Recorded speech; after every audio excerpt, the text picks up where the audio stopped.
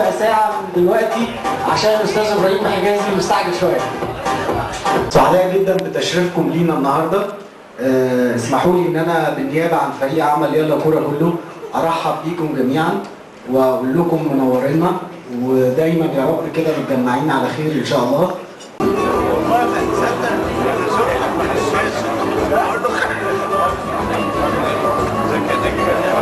الشاشه والله انا شاشه انا بقول له ولا انت تتخيل هنا قال له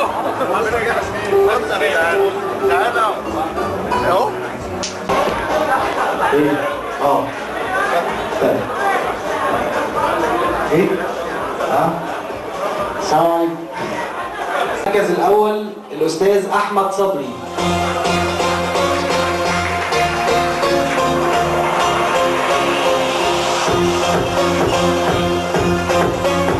لان في الوقت ده بالذات محتاجين لده، في الوقت ده بالذات محتاجين لكل واحد ينقل الصوره بالشكل الصح ويبعد عن الحاجات اللي هي بتاثر في بلدنا في الوقت الحالي.